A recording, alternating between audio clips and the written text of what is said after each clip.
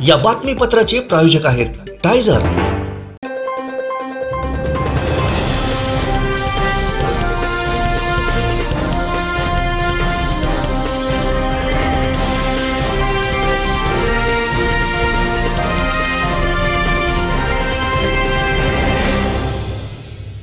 नमस्कार, आपण पाहताय कोकणचा नंबर 1 महा चॅनल कोकण 7 लाईव्ह। बातमीपत्रात आपलं स्वागत। सुरुवात करूया हेडलाईन्सना।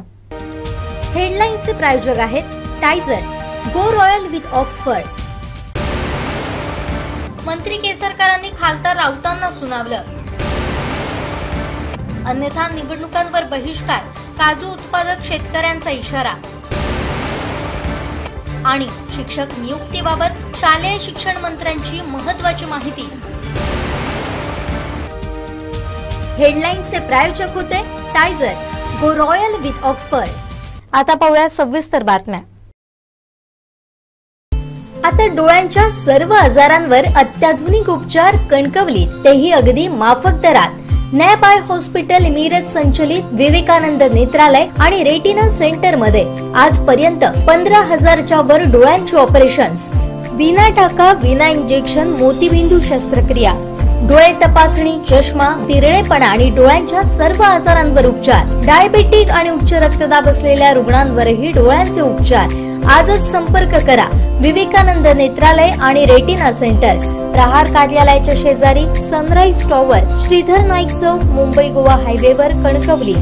संपर्क क्रमांक 9850 84 93 15, 8408 80 35 36 आणि 023 67 23 39 33। सिंधुदुर्ग जिल्हा मध्यवर्ती सहकारी बँकेच्या मालवण कार्यालयाचा स्थलांतर सोहळा माजी खासदार निलेश राणे यांच्या हस्ते मंगळवारी सायंकाळी पार पडला। यावेळी निलेश राणे यांनी जिल्हा बँकेच्या प्रगतीचं कौतुक केलं। राणे साहेबांच्या नेतृत्वाखाली कार्यरत असलेल्या जिल्हा बँकेनं मागील 22 ते 23 महिन्यात उत्तुंग कामगिरी केली आहे। याचं श्रेय जिल्हा बँक अध्यक्ष मनीष तळवी यांना जात असल्याचं निलेश राणे म्हणाले।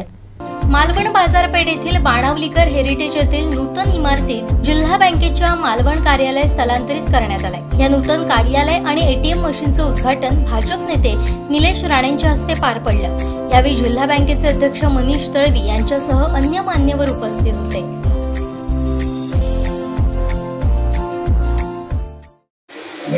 साहेबांच्या नेतृत्वाखाली जिल्हा बँकेची ज्या दिवशीपासून वाटचाल सुरू झाली, या 2 वर्षांमध्ये थोडीशी गॅप पडली होती, परंतु पुन्हा एकदा या जिल्ह्यातल्या मतदारांनी राणे साहेबांच्या नेतृत्वावर विश्वास व्यक्त केला आणि ज्यावेळी जानेवारी 2022 मध्ये साहेबांच्या नेतृत्वाखाली पुन्हा एकदा या नूतन संचालक मंडळाची वाटचाल सुरू झाली आणि ही वाटचाल सुरू झाल्यानंतर साहेबांनी काही आम्हाला सूचना केलेल्या होत्या की आपल्याला ही जिल्हा बँक म्हणून निश्चितपणे वाढवायची आहे, परंतु ती वाढवत असताना या जिल्ह्यातल्या समाजाच्या प्रत्येक घटकापर्यंत ती बँक पोहोचली पाहिजे। तो शेतकरी असेल, विद्यार्थी असेल, त्या ठिकाणी व्यापारी असेल किंवा अन्य व्यावसायिक असेल, या प्रत्येकापर्यंत ही बँक पोहोचली पाहिजे, तरुण उद्योजकापर्यंत पोहोचली पाहिजे आणि त्या दृष्टिकोनातून तुम्ही वेगवेगळ्या योजना तयार करा आणि त्या ठिकाणी नाबार्ड रिझर्व्ह बँकेच्या मान्यतेने त्याची अंमलबजावणी सुरू करा आणि त्या पद्धतीने जेव्हापासून आम्ही काम सुरू केलं, आज या ठिकाणी आम्हाला सगळ्यांना समाधान वाटतं की आज जवळपास आम्हाला 23-24 महिने या नूतन संचालक मंडळाला झालं आम्ही काम करतो आणि ज्या ठिकाणी 38 पेक्षा जास्त वर्ष तिथे वाटचाल करत असताना आपल्याकडे 2100 कोटी रुपयांची फक्त ठेव जमा झाली होती, परंतु या 23-24 महिन्यामध्ये आपल्याकडे 200 कोटीपेक्षा जास्त नवी ठेवी या ठिकाणी जिल्हा बँकेकडे प्राप्त झाली। प्रत्येक ग्राहकाला आपल्या या बँकेचा स्वाभिमान वाटला पाहिजे, अभिमान वाटला पाहिजे आणि राणे साहेबांचा नेहमी एक त्या ठिकाणी दृष्टिकोन असतो की प्रत्येक वास्तू, प्रत्येक कार्यालय हे नीट सुटसुटीत आणि खूप छान सुंदर असलं पाहिजे आणि त्याच्यामध्ये येणाऱ्या ग्राहकाला, त्याचे काम करणाऱ्या प्रत्येक कर्मचाऱ्याला त्याच्याबद्दल समाधान वाटलं पाहिजे आणि हाच एक आमचा प्रयत्न आहे की प्रत्येक तालुक्याच्या ठिकाणच्या ज्या महत्त्वाच्या शाखा आहेत त्या अत्यंत अद्ययावत सुसज्ज अशा प्रकारच्या कराव्यात। त्याच्या माध्यमातून नियमित बँकिंग तर आहे, परंतु त्याच्याबरोबर डिजिटल बँकिंगवर भर द्यावा आणि या पुढच्या काळामध्ये ग्राहकांची सेवा ही घरपोच सेवा करण्याच्या दृष्टिकोनातून दोरशे बँकिंग करण्याच्या दृष्टिकोनातून आम्ही जास्त आग्रही आहोत, प्रयत्न करत आहोत. या कार्यालयाचं किंवा या बँकचं उद्घाटन सुद्धा मला राणेसाहेबांच्या रस्ते व्हावं अशा प्रकारची अपेक्षा होती. माझा आणि मिनिसाहेबांचं सुद्धा त्या निमित्ताने बोलणं झालं, परंतु आता निवडणूक जवळ आल्या, आचारसंहिता केव्हा पण लागू शकते आणि म्हणून आता आम्ही या ठिकाणी उद्घाटनाचा कार्यक्रम संपन्न केला. निश्चितपणे राणेसाहेबांना या शाखेला भेट देण्यासाठी आमचा आग्रह आहे. त्याला पण समाधान वाटेल की त्यांना अपेक्षित असणारी शाखा या ठिकाणी त्याचं डिझाईन आपण करून घेतलं. अशा प्रकारचे मॉडेल या ठिकाणी प्रत्येक तालुका स्तरावर व्हावेत अशा प्रकारचा आमचा प्रयत्न आहे. आणि जिल्हा बँकेच्या माध्यमातून या जिल्ह्यातल्या प्रत्येक ग्राहकाला चांगली सेवा देण्याच्या दृष्टिकोनातून चांगल्या शाखा असल्या पाहिजे, ते चांगलं वातावरण असलं पाहिजे, अशा प्रकारचा एक प्रयत्न या निमित्ताने आम्ही करतोय. आज मला आनंद आहे की आपण शहरामध्ये ह्या स्टँडर्डची एक बँक किंवा एक ब्रांच आपण उघडू शकतो. जी ब्रांच वाटत नाही, हेडक्वार्टर वाटतं, अशी बँक तुम्ही इकडे आज ही शाखा आपण उघडत आहे. त्या गोष्टीचं खरोखरच अध्यक्ष मनापासून आपले आभार मानतो. आणि मी वाटतं तेव्हापासून म्हणून कळवी हे अध्यक्ष झाले की जवळून तर नाही, पण जेवढं मला माहिती आहे त्यांचा कारभार मी बघत आलो. आणि जेवढी 2 वर्षांमध्ये त्यांनी मेहनत केली बँक, मला असं वाटतं देशपातळीवर मेहनती आपली गेलेली ही बँक, त्याचं सर्वात जास्त श्रेय तुम्हाला झालं तर ते म्हणून कळवी यांना जातं. ही सर्व्हिस ओरिएंटेड म्हणजे असं एकही गोष्ट तर राहिलेली नाही जे मी घर बघून करू शकत नाही. बँकिंग का नाही तर ग्रामीण भागातल्या आपल्या सिंधुदुर्ग जिल्ह्याच्या लोकांना कळलं पाहिजे ही बँक माझ्यापर्यंत पोहोचते. आणि ते सातत्याने मनीषला बरोबर कळलं की आपण लोकांपर्यंत गेलं पाहिजे. लोक आपल्या बँकेकडे किती येते मला माहिती नाही, पण ही बँक घेऊन त्यांच्यापर्यंत गेलं पाहिजे. हे एवढ्या अध्यक्षांमध्ये त्यांना चोख कळलं तरी मनीष कळलं. आपल्याला अभिमान वाटला पाहिजे की आपली सिंधुदुर्ग जिल्हा बँक ही सर्व क्षेत्रामध्ये आपल्याला सोयी मिळतील आणि आपल्याला याच्यातून मार्ग निघेल. एक चांगली व्यवस्था उभी राहील.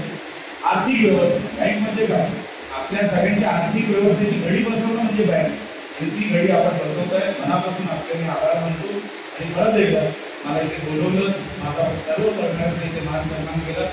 पुढे नवीन आला, आपल्यालाही मनापासून शुभेच्छा. मी निलेश आहे, बाकी आपला भावा सगळं काम करतो, मनीष आहे, सर्व साहेबांची पण ओळख असावी. आपण लागूनच तुम्हाला मनापासून शुभेच्छा देतो. आपणही त्यांच्या कार्याला काढण्यात आहोत. एक दर्जेदार बँक तर ऑलरेडी आहे, त्याला अजून उंची आपण गाठाल अशी तुम्हालाही शुभेच्छा देतो आणि इथेच थांबतो. आमचे दिवसभरातले सर्व अपडेट्स, ताज्या घडामोडी आणि थेट लाईव्ह पाहण्यासाठी सबस्क्राईब करा, लाईक करा कोकणचं नंबर 1 महा चॅनल कोकण 7 लाईनचं YouTube channel.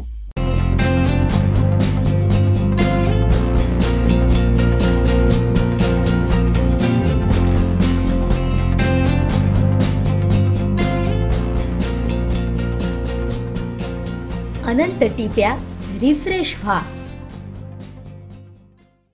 Centre for education technology and health संचालित women's college of computer studies and research Sawantwadi आणि रोटरी क्लब सावंतवाडीच्या संयुक्त विद्यमानं जागतिक महिला दिन उत्साहात साजरा करण्यात आला. Centre for education technology and health संचालित women's college of computer studies and research Sawantwadi RPD college campus Sawantwadi इथं रोटरी क्लब सावंतवाडीच्या संयुक्त विद्यमानं हा जागतिक महिला दिन उत्साहात साजरा करण्यात आला. या कार्यक्रमास रोटरी क्लबचे अध्यक्ष श्री सातोसकर, सचिव प्रवीण परब, डॉक्टर विनया बाड, सौ नाईक, श्री भागवत आदी सदस्य आणि वुमन्स कॉलेज संस्था अध्यक्ष संतोष सावंत, सचिव सौ सावंत, ज्येष्ठ सल्लागार काका मांजरेकर, प्राचार्य सौ माळकर, प्राध्यापक संतोष ठाकर, सहकारी प्राध्यापक आणि विद्यार्थी उपस्थित होते. यावेळी श्री सातोसकर यांनी सामाजिक कार्याचं महत्त्व तर डॉक्टर पाड यांनी आरोग्य विषयक मोलाचं मार्गदर्शन केलं. रोटरी क्लब तर्फे कॉलेज ग्रंथालयाकरिता 2 पुस्तकं तसेच विद्यार्थिनींकरिता आरोग्य विषयक वस्तूंचं वितरण करण्यात आलं. विद्यार्थिनींना आरोग्य, सामाजिक कार्य याबाबत जाणीव करून देत शुभेच्छा देण्यात आल्या। कार्यक्रमाचं सूत्रसंचालन आसिया सागावकर आणि आभार प्रदर्शन प्राचार्य सौ माळकर यांनी मानले। आमचे दिवसभरातले सर्व अपडेट्स, ताज्या घडामोडी आणि थेट लाईव्ह पाहण्यासाठी सबस्क्राइब करा, लाईक करा कोकणचं नंबर 1 महा चॅनल कोकण सातलाईनचं YouTube चॅनल। आ आ आई येस ब ब बदक क क कणीदार ख ख खमंग ग ग गोकुळ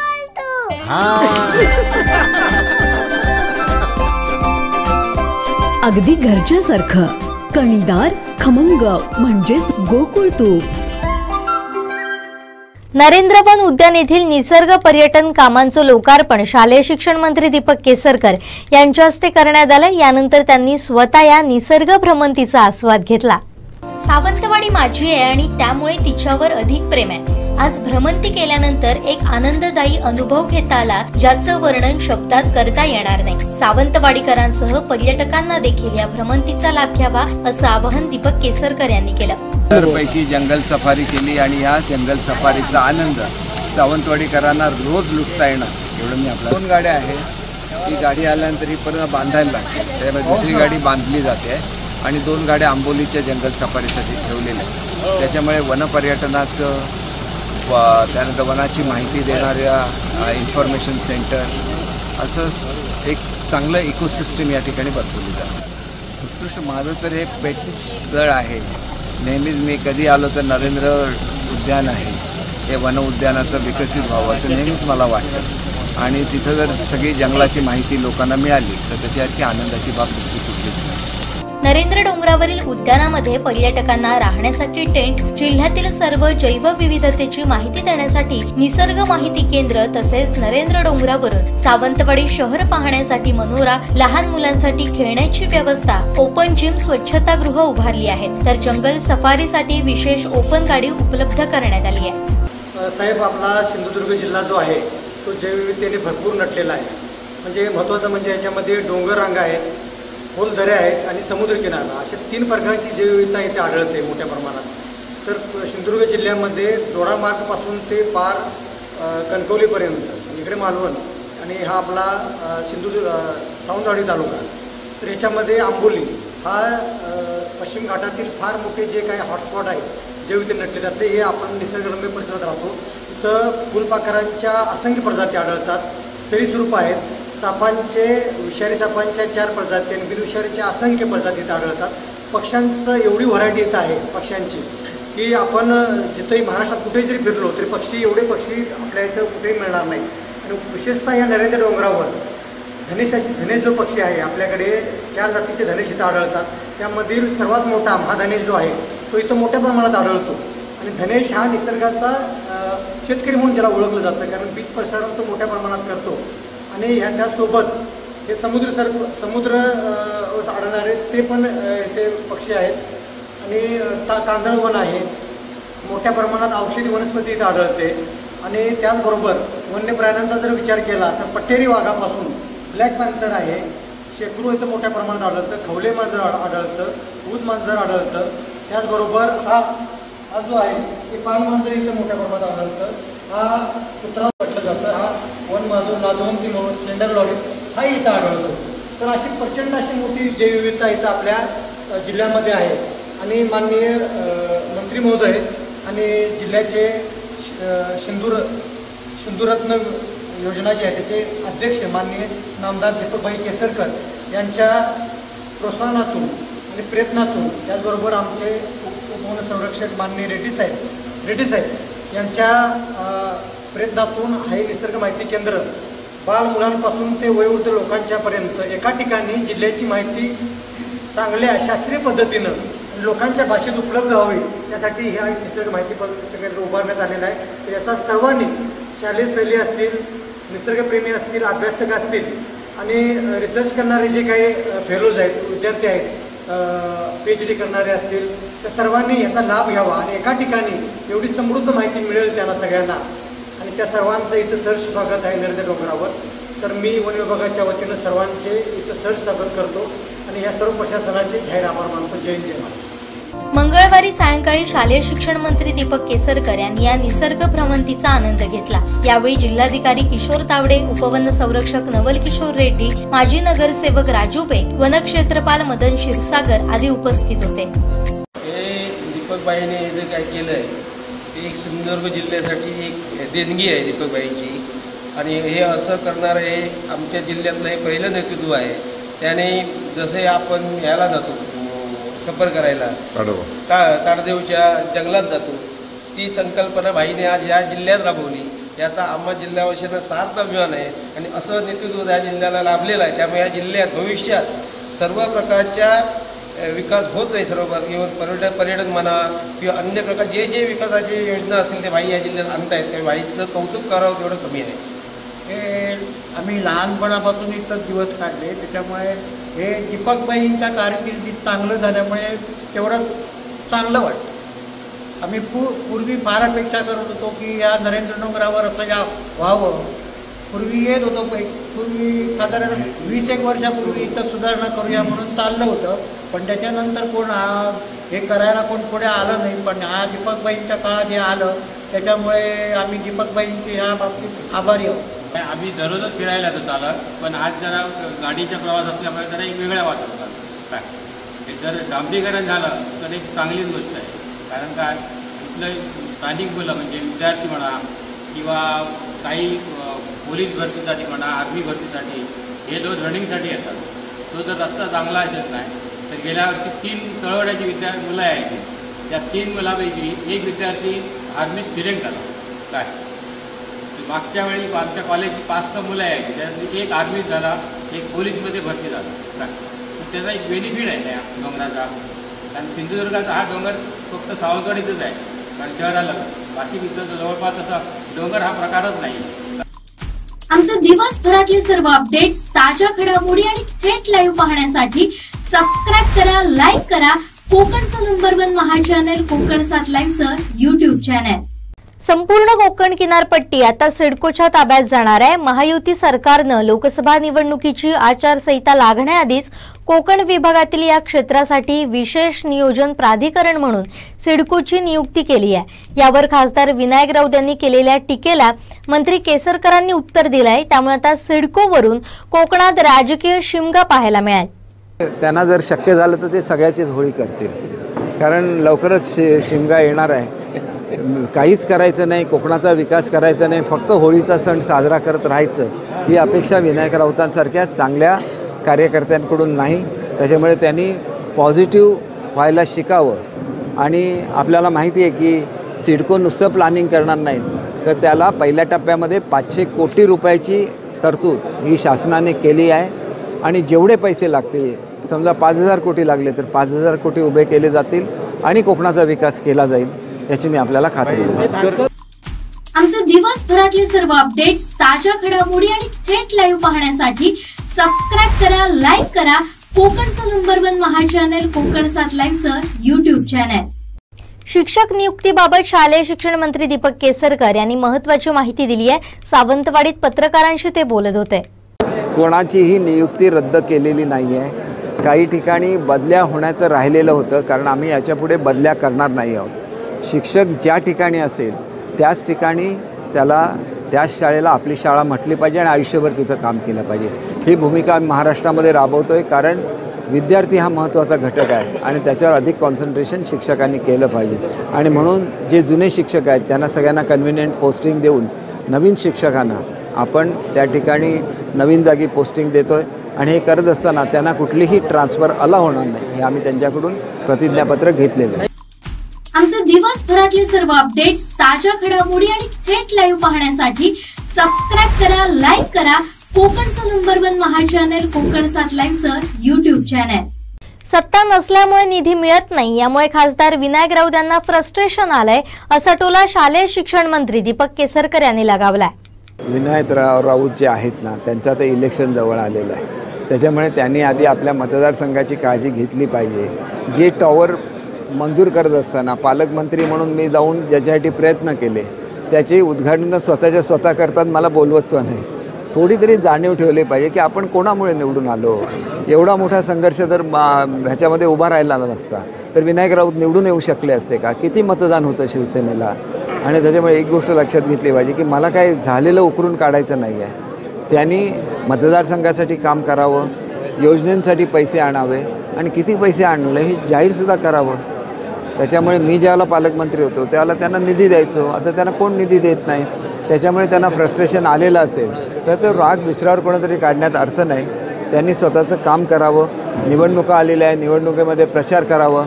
कारण आमची बाजू खूप स्ट्रॉंग आहे. आम्ही भरपूर कामं कोकणामध्ये केलेली आहे आणि आमचाच कॅन्डिडेट निवडून आहे.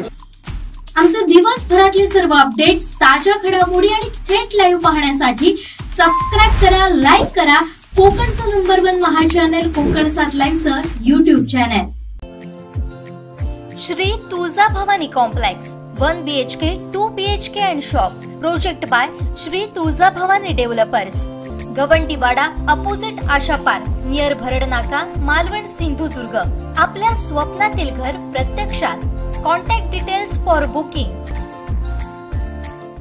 सरकारनं काजूबी मंडळाच्या माध्यमातून खरेदी करण्यासाठी धोरण स्वीकारलं असून प्रति किलो 135 रुपये दर दिला जाईल अशी माहिती शालेय शिक्षण मंत्री दीपक केसरकर यांनी काजूबी दराबाबत येथील काजू बागायतदारांशी बोलताना दिली.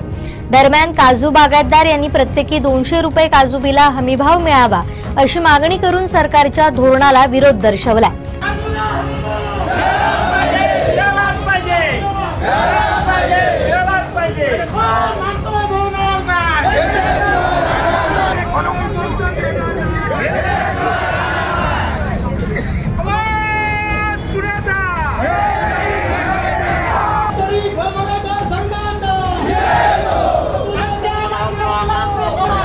₹200 हमी भाव देत नसाल तर शेतकरी लोकसभा, विधानसभा आणि सर्व निवडणुकांवर बहिष्कार घालेल असा इशारा शेतकऱ्यांनी थेट सरकारला दिला.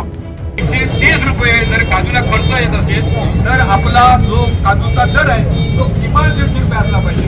आणि स्वामीनाथन आयोग जो आपल्या मोदी सरकारने 2014 मध्ये लागू केला, स्वामीनाथन आयोग असं म्हणतोय की शेतकऱ्याला जर 100 रुपये खर्च येत असेल तर त्याच्या 1.5 पटीने म्हणजे 150 रुपये आपल्याला त्यांनी खर्च दिला पाहिजे.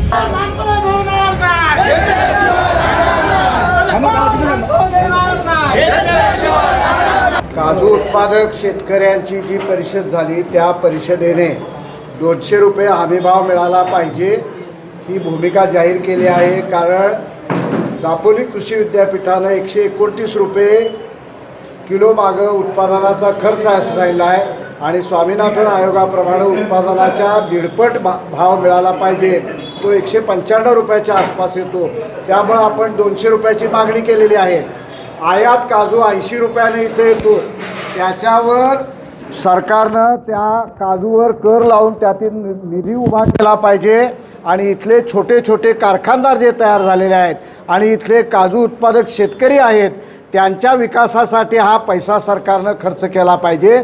अशी परिस्थिती या देशामध्ये आता तयार झालेली आहे.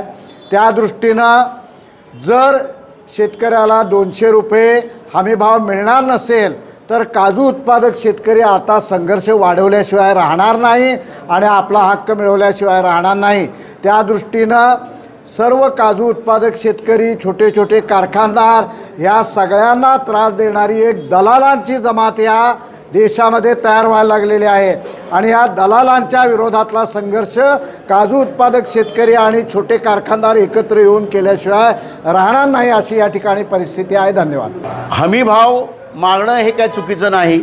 याचं कारण शेतकरी पूर्णतः बेजार झालेला आहे. कृषी विद्यापीठाने 129 रुपये खर्च येतो म्हणतात आणि आत्ता 70 रुपयापर्यंत, आता तर रेट 100 रुपयापर्यंत आजच्या घडीला आलेला आहे.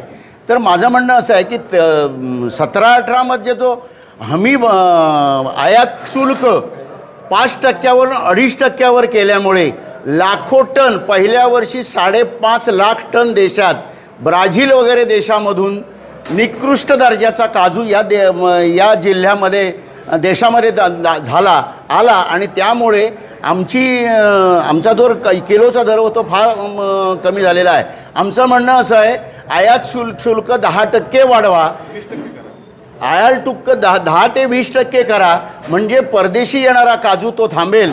आणि हा सिंधुदुर्ग जिल्हा देशात महाराष्ट्र हा काजू पुरवठा करणारा प्रांत आहे आणि महाराष्ट्रामध्ये सिंधुदुर्ग रत्नागिरी हे 34% जास्त उत्पादन देणारा जिल्हे आहेत आणि हा काजू जर नीटप्रमाणे त्याचा दर ह्या शेतकऱ्यांना द्यायचा असेल तर आयात शुल्क 20% पर्यंत वाढणंच गरजेचं आहे. म्हणजे हमी भावाचा पहिल्यांदा प्रश्न येणार नाही. हे सिंधुदुर्ग रत्नागिरी हा जिल्हा की भविष्यात संपूर्ण जगाला काजू पुरवेल इतकं पोटेन्शियल आहे. सगळे डोंगर उसाड आहेत. 12 ते 13 ज्यावेळी 170 रुपये दर शेतकऱ्यांना मिळत होता त्यावेळी 12 ते 17-18 पर्यंत 1000 हेक्टर अतिरिक्त लागवड या जिल्ह्यामध्ये झालेली आहे केवळ सिंधुदुर्गामध्ये. आणि सिंधुदुर्गचा कॅश क्रॉप हा प्रामुख्याने 70% जनतेचा कॅश क्रॉप काजू बी हाच आहे. त्याच्यामुळे आयात शुल्क वाढवणे गरजेचं आहे.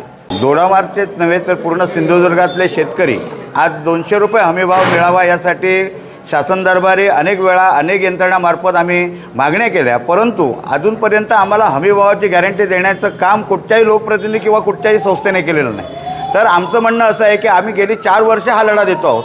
सामान्य शेतकऱ्यांना याचा न्याय मिळावा याच्यासाठी आम्ही आतापर्यंत लढलो. आता जर बघितलं तर आता नवीन पेपरमध्ये आता 2-4 दिवसाच्या तुम्ही वर्तमानपत्रामध्ये वाचलं असेल तर सत्ताधारी पक्षाचे काही नेते वेगवेगळ्या प्रकारचे स्टेटमेंट देत आहे. कोण तरी 150 रुपये सांगतोय, कोण 135 रुपयाने भाव सांगतोय. पण या मंत्रिमंडळातील लेवलच्या लोकांमध्ये जर ताळमेळ नसेल तर शेतकऱ्यांना कुठच्या प्रकारे न्याय मिळणार हा प्रश्न आहे. त्याच्यामुळे आता आचारसंहितेचा कालावधी जवळ आलेला आहे आणि आचारसंहितेच्या कालावधीमध्ये आपल्याला न्याय मिळेल असं आम्हाला वाटत नाही. त्यामुळे आम्ही शेतकरी तुमच्या माध्यमातून शेतकरी बांधवांना असं आवाहन करतो की शेतकरी बांधवांनी जोपर्यंत त्यांच्या ज्या गोष्टीवरती आज डोळा आहे ह्या राजकीय नेत्यांचा ते आपल्याला न्याय देऊ शकतात. त्या इलेक्शनवरती आहे. त्या इलेक्शनवरती आपल्या काजू उत्पादक शेतकरी असतील किंवा इतर कुठचेही शेतकरी असतील त्यांनी बहिष्कार टाकणं राजकीय त्यांच्यावरती जोपर्यंत असा बहिष्कार टाकून जबाब येत नाही तोपर्यंत आपल्याला सामान्य शेतकऱ्यांना न्याय मिळणार नाही असं आमचं ठाम मत आहे. तेव्हा आम्ही दोडामार्गचे सर्व निदान मी माझ्या दोडामार्गचं पुरतं सांगतो की दोडामार्गच्या शेतकऱ्यांना आम्ही एकत्रित संघटित करून उद्याच्या होणाऱ्या लोकसभा, विधानसभा, जिल्हा परिषद, पंचायत समिती ज्या काही संस्था स्वराज्य संस्थेच्या इलेक्शन आहेत त्याच्यावरती आम्ही 100% आम्हाला जर याच्यात न्याय मिळाला नाही तर आम्ही बहिष्कार टाकणार आहोत म्हणजे टाकणार आहोत. सध्या आपल्या संपूर्ण जगात बघितलं जगातलं वातावरण बदलत आहे आणि कोकणामध्ये इकडे जर आपण बघितलं पूर्वी असं वाटत नव्हतं पण आता वातावरण एवढं बदलत चाललेलं आहे की सकाळचं धुकं पडतं, रात्री बघितलं तर परत थंडी, कधी उन्हाळा, कधी काय सगळं म्हणजे उष्णता अशाच प्रकारचं वातावरण असतं. आणि ह्याच्यामध्ये वेगवेगळ्या किडी ज्या आहेत पहिले आपण एक टी मॉस्किटो नावाची कीड होती तर ती कीड आता म्हणजे ती कमी होऊन बाकी थ्रिप्सचं प्रमाण जे आहे थ्रिप्सचं प्रमाण भरपूर वाढलेलं आहे आणि काजू बीचा आकार बिकार जो आहे किंवा त्याचे जे नुकसान जे फार मोठ्या प्रमाणात होत आहे. काही याला म्हणजे मोहराला बी पण ठरत नाही आणि यंदा जवळजवळ आपण बघितलं सध्याचं वातावरण तर त्याच्यामध्ये एक तर काजूला मोहर पण कमी आलेला आहे आणि जी काय बी आली होती ती बरीचशी अशी जळून गेलेली आहे, खाक झालेली आहे. त्यामुळे शेतकरी जे नुकसान भरपाई मागत आहेत आणि जो हमी भावासाठी त्यांचा जो हट्ट आहे तो हट्ट म्हणजे चुकीचं वावगं काही नाही.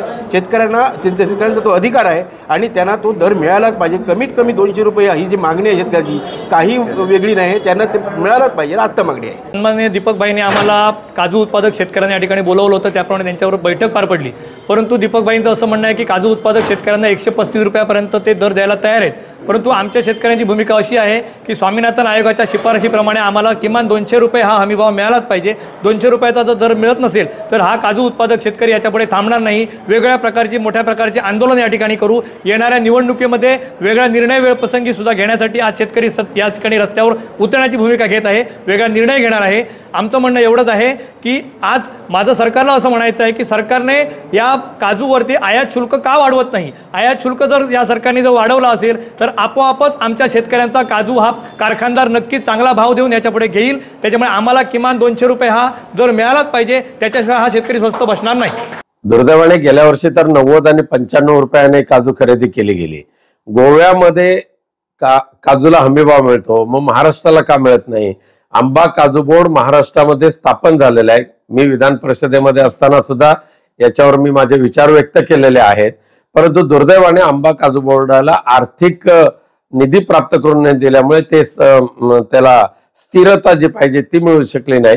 त्याचा दुर्दैवाने फटका सिंधुदुर्ग आणि रत्नागिरीतल्या काजू बागायतदारांना भोगावा लागतोय आणि म्हणून अवघ्या 120, 110 ते अगदी 90 पर्यंत भाव येण्याची शक्यता आहे। आणि म्हणून राज्य शासनाला पुन्हा एकदा आम्ही विनंती करतोय की गोव्याच्या धर्तीवर काजूला पुन्हा एकदा हमीभाव द्या आणि काजू उत्पादकांना न्याय द्या।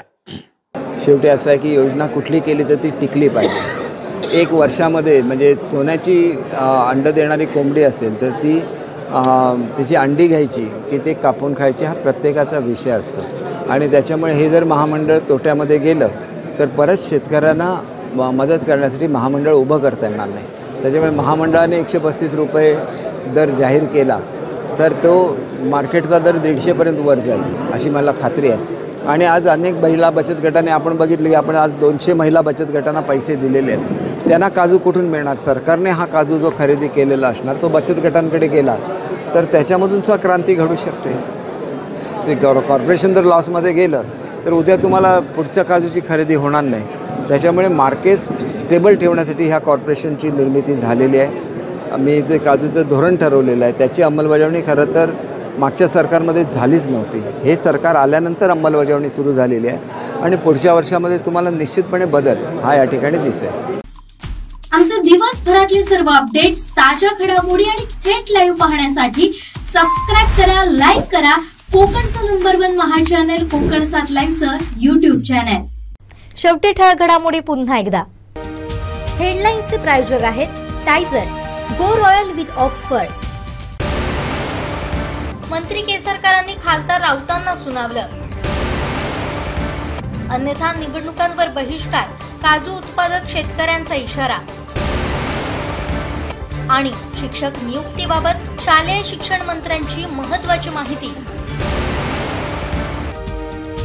हेडलाईन्सचे प्रायोजक होते टायझर, गो रॉयल विथ ऑक्सफर्ड। बातमीपत्रात वेळ झाली इथेच थांबण्याची। पाहत रहा कोकणचं नंबर 1 महा चॅनल कोकण 7 लाईव्ह। धन्यवाद।